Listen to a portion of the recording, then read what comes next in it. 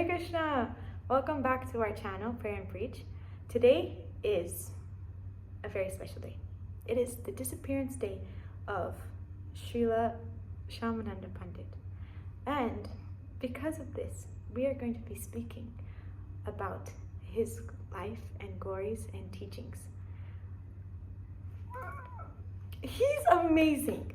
Doing this research about him, and let me just refrain, research as in watching like 2.5 hours worth of katha about him from my Guru Maharaj. If I were you, actually, I would just go and watch those videos. We're gonna link those videos down because the detail and the realization from a pure devotee that you're going to get from watching his videos, you'll not receive in this video. But I'm still trying to make this attempt because I know that this is very purifying for me, and that there should be like 1 billion videos about the glories of Shyamananda Pandit, because we're going to hear about them and explosion of nectar. He's one of the most amazing special acharyas of our Brahma Madhva Gauriya Sampradaya. He is just a gem. He's so special. Also, I just want to acknowledge, because you guys already probably noticed, that we don't have my better half, Anuradha Krishna Prayasi Dasi, right over here. Right now we are physically apart, but mentally and spiritually we're still trying to like stay close and continue this service. So you might be receiving a few videos with like us doing by ourselves, but hopefully, if Krishna allows, we'll again unite and do this YouTube channel together. Okay, so let's begin. I don't even know where to start, but we'll start at Shyamananda Pandit's birth. Shyamananda Pandit is the name we hear of who he is, but that's who he became. But who was he first? So his parents were very wonderful devotees, and they had many children, but all of them died either like at birth or shortly after. So they were really sad, and when their son, Shyamananda Pandit, was born, they gave him the name Dukhi, which means the sad one, because they thought if they give him this name, then maybe Yamaraj will not bother him. So it did work, and he grew up, and he was a very, very intelligent child, and from a very young age, he could understand. When he started to study, he could understand very deep topics very easily.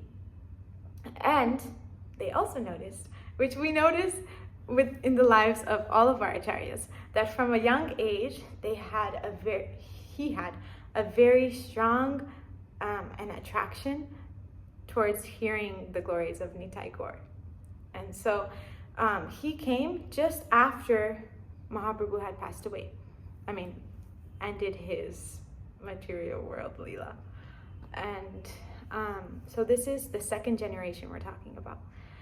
So at a very young age also, he understood the importance of Diksha, because as one does, if you're intelligent, then you understand that you need to take shelter of a spiritual master, because Atato Brahma Jigyasa, now that you have come to this human form of life, what do?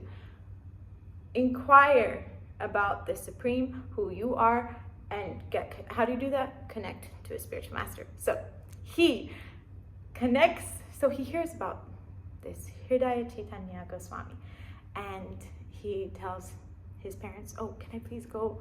Did I mention he was born in Bengal, in some place in Bengal, and where he heard what was his soon-to-be guru was a bit far away. So then his parents were like, oh no, like it's far, and distance, and you're young and danger, and as parents do. And so he was like, no, but please. But then they saw that he's just so amazing, and like he has a genuine interest in to take Diksha and everything. So they're like, okay, fine, you go. So then he traveled and he went to meet the Guru, and immediately upon arriving in the ashram of Hridaya Chaitanya Goswami, Hridaya Chaitanya Goswami was meditating, not meditating, meditating on Krishna Balaram. So you can guess that he's a Sakya Ras devotee. And he was meditating Krishna Balaram, and as soon as Hridaya Chaitanya came, it's described just as a jeweler can distinguish a diamond amongst many pieces of glass. Hridaya Chaitanya Goswami saw, his meditation broke, and he saw this Dukhi arriving, and he was like, wow, this is a qualified person. Then so he took him into his ashram, and later initiated him to the name Dukhi Krishna Das. So then after some time, Dukhi Krishna Das asked his guru, can I go traveling on pilgrimage for some time for inspiration, spiritual inspiration? So then they're like, of course. So then he went traveling for 8 years. He traveled on pilgrimage. Crazy. Then he came back, and his guru was waiting for him, because as a guru does, waits for the disciple to check on his spiritual progress, etc. So he embraced him, and he saw that, oh wow, like you have made sufficient spiritual advancement. So now I will give you a service. In that ashram, they had deities of Gaur Nitai, and at that time, and we also kind of have it now, wherever there is a temple, there's also like a garden for the fruits and vegetables to give to the deity. So they had a garden of flowers, and he said, okay, now your seva is, you can water this garden every day. Such a menial service, we would think. But just at the thought of watering the garden of Nitai Gaur, Dukhi Krishna Das' eyes would fill up with tears, and he would cry in ecstatic love for Krishna. So every day he would take a pot, go to the Ganga, fill it up, put it back on his head, take it to the garden, water the plants, and like that, he would do this seva. So then, after some time, due to the friction of the pot on his head, there became like many wounds on his head, and it became infected and infested with worms. Just imagine, crazy. But he didn't even notice. That's even crazier. So he was continuing the seva, and then one day his Guru Maharaj just came to the garden, and he saw that while he took the pot off his head, Dukhi Krishna Das took the pot off his head to water the plants, a worm fell from his head, and Hridaya Chaitanya Goswami saw this, and he was just like, wow. He was just his heart melted, and he embraced Dukhi Krishna Das, and he was just so happy that he was so happy. And so he placed his hand on top of Dukhi Krishna Das's head, and immediately when his hand touched Dukhi Krishna Das's head, all of the infection and the worms and everything disappeared. And so then a few days later, Hridaya Chaitanya Goswami, he said to Dukhi Krishna Das, he said, now I've seen you've made sufficient advancement. So you go to Vrindavan and you start to worship Radha and Krishna, and you take shelter of Srila Jiva Goswami, and he will fulfill all your desires. Okay, so then he follows this instruction. He takes shelter of Jiva Goswami, and he starts to chant day and night in Vrindavan in a cave. And after some time, Jiva Goswami also sees that, oh, he's made some sufficient advancement. So we can see just like this process of like, you make sufficient advancement, and then you get the mercy of a pure devotee. Like, look what happens. Jiva Goswami notices that, wow, this sadhaka is doing very nice. And then he says, okay, now I have a service for you. You go sweep Seva Kunj every day. So this is again another menial service. But how does Dukhi Krishnadas take it? The thought of touching the dust that was once touched by the lotus feet of Lord Krishna and his gopis gives Dukhi Krishnadas insane ecstasy. He starts rolling on the ground, crying tears of ecstasy, of love for Krishna. And so this was his daily routine. Like, he would just like roll on the ground every single day, then sweep the kunj, then clean the kunj, however. And he had one iron spade he would use to just, like, you know how one gardener has, like that. So then he was cleaning the kunj one day, doing his seva, and something happened. One moonlit night, Radha and Krishna and the gopis were enjoying in a festival of dance and singing, and they were dancing, and the beat picked up, and they were dancing, and then Radharani's anklet fell unnoticed, and they were dancing, and then the sun started to rise, and then they had to disappear and end their pastime. So then, whilst the sun is coming up, early morning, Dukhi Krishnadas comes to Seva Kunj. And after his routine of rolling in the dust, crying out of ecstasy, Jai, he notices something effulgent. And he looks closer, and he sees under a pomegranate tree, there is a golden ankle bell studded with sapphire and emanating an outer-worldly fragrance. This is the items of the spiritual world. Wow. So then he takes his spade and he just picks it up. And immediately when he picks it up, the spade turns gold. And he's like, and then he takes it in his hand and he holds it close to his heart, and he feels a charge of divine energy, and he's like, wow, like, ah. Meanwhile, Srimati Radharani, after her pastimes with Krishna and the gopis, returns home, and she notices that, oh, my favorite ankle bell, one of my favorite ankle bells, from my left foot, is missing. So she sends Lalita Saki, can you go please find my ankle bell? It's really important. She could have asked the Manjari, oh, you please find my ankle. Because Lalita is a Saki, she's a very important, most prominent Saki of Srimati Radharani. So why did she send Lalita to go? So she sends Lalita goes. And so then Dukhi Krishnadas, he finds this gem, this ankle belt, and immediately when he finds it, an Akashvani comes, a sound, a celestial sound from the spiritual sky comes and says, oh, keep this anklet carefully.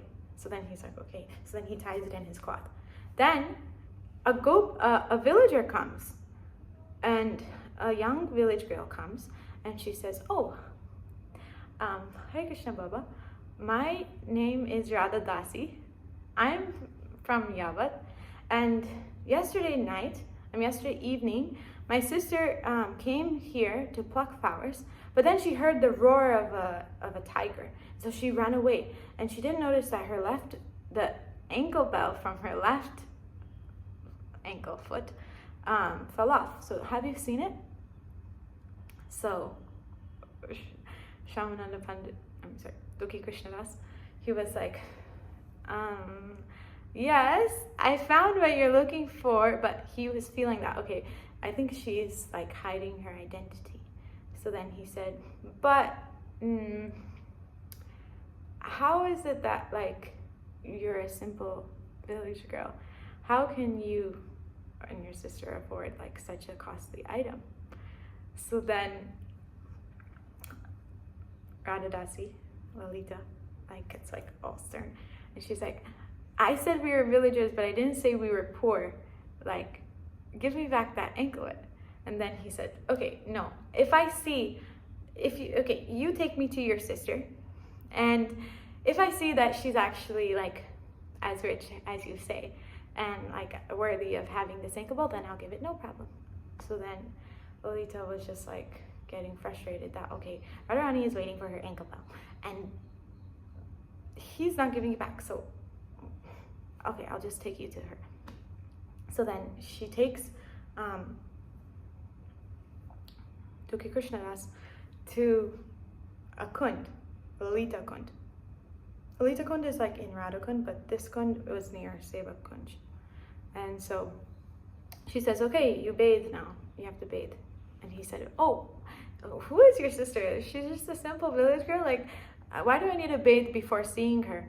And then Radhadasi is just like,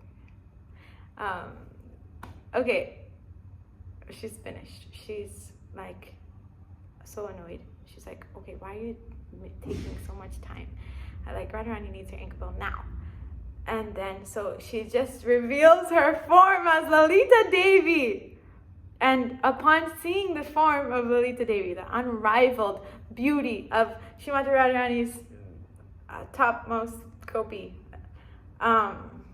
he faints. And Lalita Devi touches his head and wakes him up. Touches him.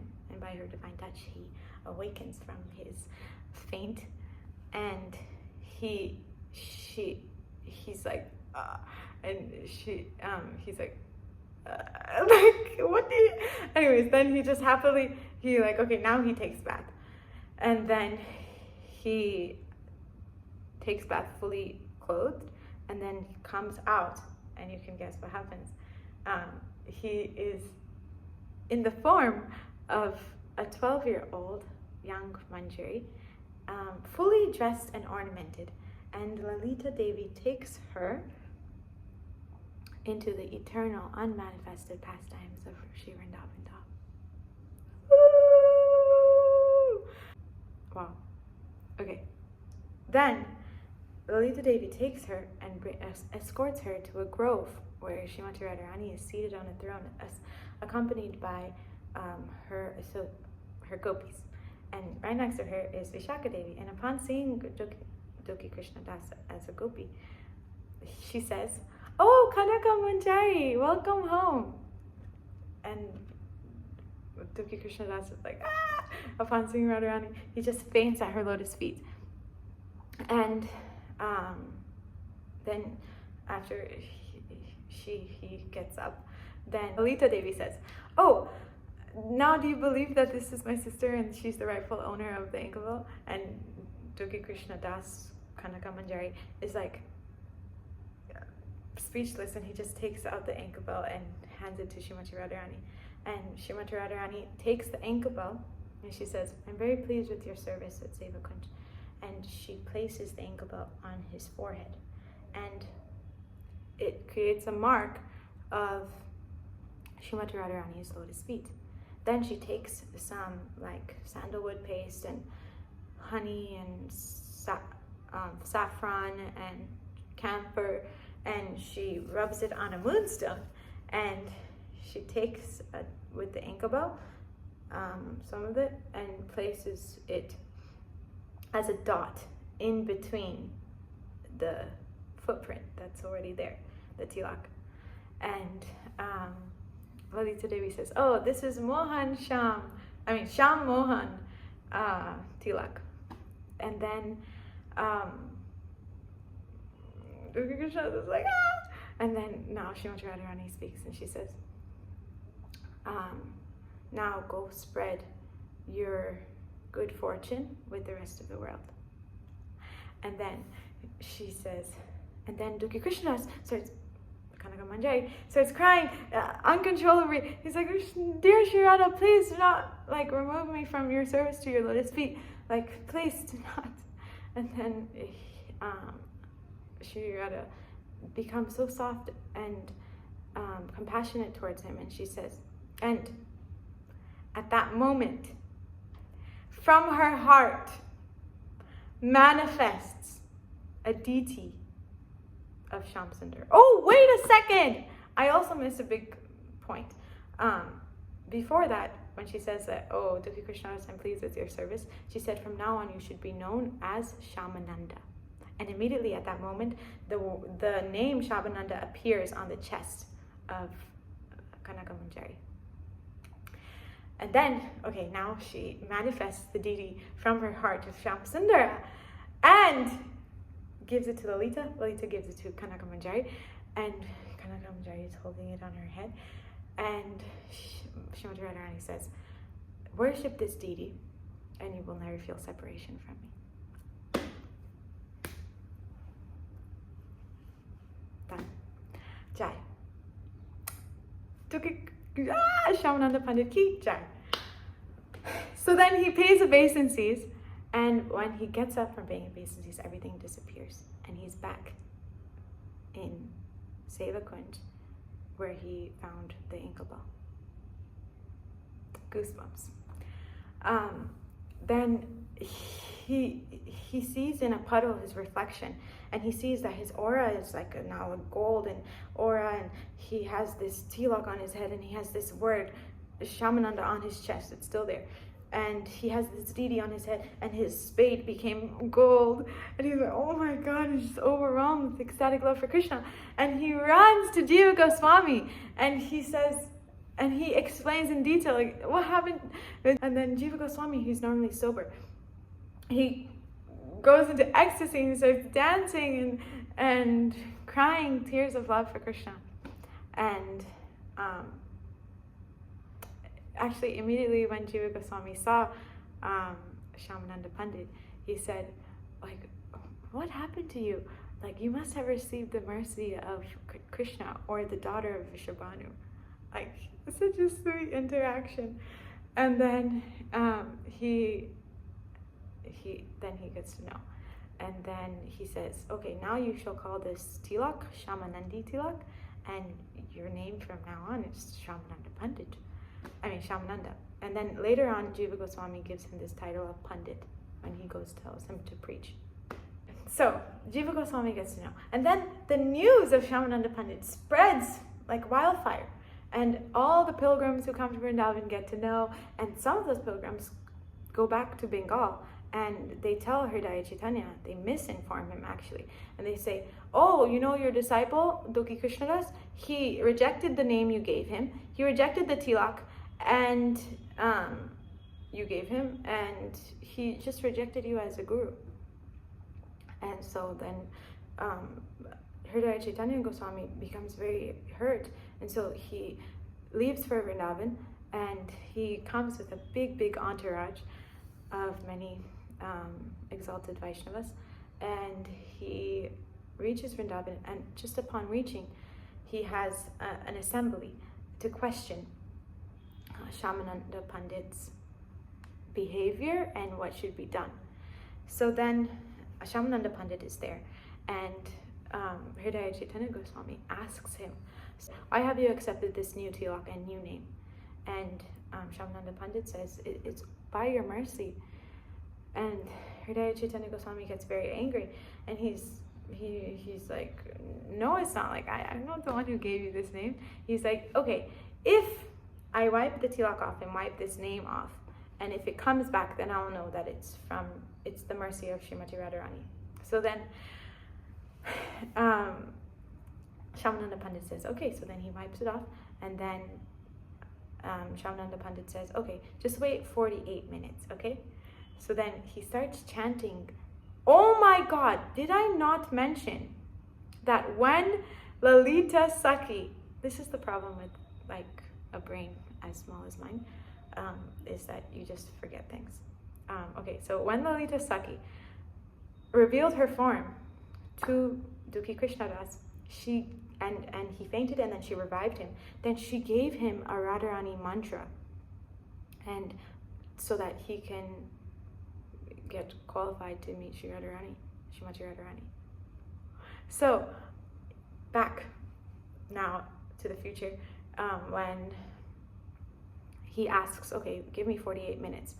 So then he starts chanting this Radharani mantra that he received from Lalita Devi, and he enters Vrindavan again and meets Lalita Devi, and she takes her to Srimati Radharani, and he tells Srimati Radharani the situation, and then Srimati Radharani assures him that I will give you protection, don't worry. I will give you protection in this situation. But she says, remember that Gadadhar Pandit is Subhal Saka in Krishna Leela. And Subhal Saka helps aid in the meeting of Radha and Krishna, and he serves in this conjugal relationship of Krishna. So she said, remember this. So this is an important point that you also have to remember, because Gadadhar Pandit is the guru of Hridaya Chaitanya Goswami. So, so then 48 minutes pass. Shyamananda Pandit's meditation breaks, and then as soon as his meditation breaks, the tilak and the name appear, and then all the devotees are like, Jai Jai, Hari Hari, and they all, and even Hridaya Chaitanya Goswami accepts him and Jai. Then they go on Vrindavan Parikrama the next day or some days later, and on Vrindavan Parikrama they reach a point where there are some group of theater people who are reenacting the pastimes of Radha and Krishna in the Rasa dance. Someone is Krishna, the gopis are dancing around.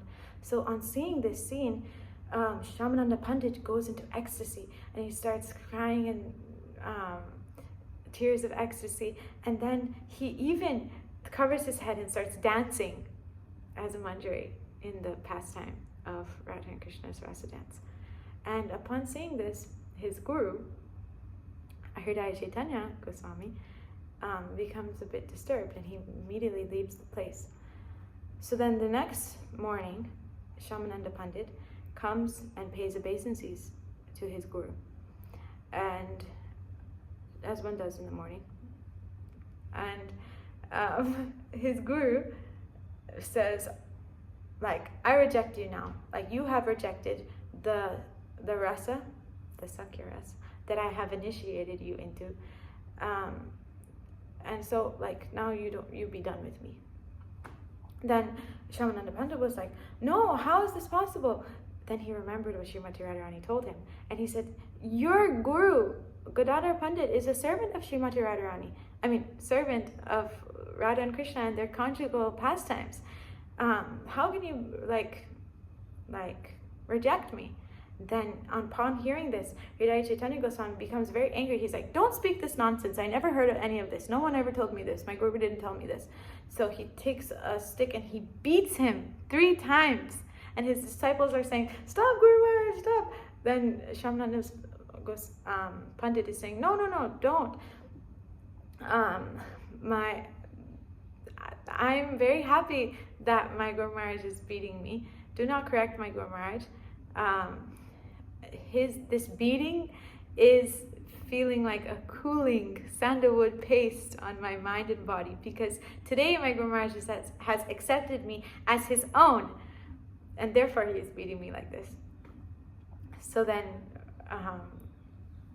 all of the assembled devotees were so astonished by the humility of Shyamananda Pandit, and his guru stopped beating him, and then the scene ended. And the whole day the devotees were like talking about Shyamananda Pandit, like, wow, his humility, like, he's amazing, who is this devotee? Then that night, Hridaya Chaitanya Goswami goes to bed, and Lord Chaitanya Mahaprabhu comes in the dream of Hridaya Chaitanya Goswami. And Hridaya Chaitanya Maharaj sees him and he's like, oh Mahaprabhu. Then he sees on his back there's these bruises and as if someone has beaten him. And he says, oh Mahaprabhu, what has happened to you? Who did this to you? Mahaprabhu said, you did this to me. You have beaten Shyamananda Pandit, who is like a second like my second self. And therefore I have like also gotten this pain. Shyamananda Pandit is the second self of Mahaprabhu. Then Hridaya Chaitanya Goswami immediately falls at the feet of Mahaprabhu and says, no one can save me from the sins that I have done. So I must immediately commit suicide by entering a fire. And so then Mahaprabhu becomes soft-hearted at seeing the remorse of Hridaya Chaitanya Goswami. And he says, oh no, don't worry. All you must do is arrange 12 festivals for the devotees. Jai! So then the dream breaks, and the next morning, Hridaya Chaitanya assembles all the devotees, and he publicly announces his dream in detail. And he tells, and Shyamananda Pandit is also there, and he tells Shyamananda, because you didn't take offense in what I did to you, you have saved your guru from like endless sin.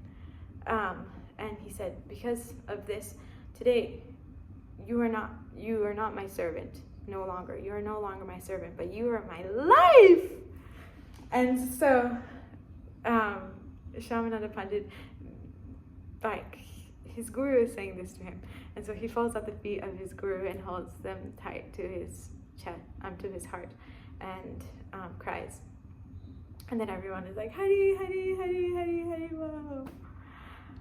Jai! Oh my God. So this is, I think, where we are going to stop for today. Also, one very, very important point that I forgot to say is that, remember I said how like, what was the reason for Srimati Radharani sending Lalita Sakhi to find the anklet? The Acharyas say that without the mercy of Lalita Devi, you cannot approach Radha and Krishna. Deep. And he said, even if you have a sponsorship from any other gopi, if you don't have the sponsorship of Lalita Devi, then you cannot meet Radha and Krishna. So it was just very intelligently orchestrated for Shyamananda Pandit to meet Srimati Radharani by the grace of Lalita Devi. So, all glories to Shyamananda Pandit. I hope that you all can immerse yourself in the wonderful pastimes of Shyamananda Pandit and spend this day very blissfully. Thank you so much for watching. All glories to Srila Gurudev, who gave all this knowledge. And please, please, please just watch his videos on Shyamananda Pandit, because I have not done at all justice. So, yes.